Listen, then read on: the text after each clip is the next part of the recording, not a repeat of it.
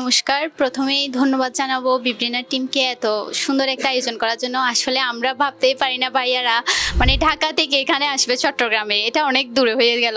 যাই হোক, আসছে সেজন্য তো অনেক বেশি ধন্যবাদ। আর আমি একজন সেকেন্ড টাইমার ছিলাম। প্রথমে আমি ডিপ্লোমাতেই দিয়েছিলাম, হয় নাই। আমার সাপোর্টে ছিল শুধুমাত্র বাবা। বাবা বলছে যে হয় নাই তো কি হয়েছে, তুই সেকেন্ড টাইমার দে। ফেসবুক স্ক্রলিং করি, তখন হঠাৎ করে আমার কাছে তামিম ভাইয়ার একটা ভিডিও আসে। ভিডিওটা দেখার পর তারপর ভাবলাম ওখানে মানে এত বেশি রিভিউ, এত বেশি সবার মানে পজিটিভ দিকগুলো দেখে আমি ভাবলাম আমিও ভর্তি হই। শিওর সাকসেস কোর্সে ভর্তি হই। ভাইয়ারা মানে সবসময় আমার আর বিবলিনার টিমে পড়াগুলো যতটা না আমার উপর এফেক্ট করছে, ততটা বেশি এফেক্ট করছে ওদের মোটিভেশন। মানে মোটিভেশনগুলো আমার কাছে অনেক বেশি ভালো লাগছে।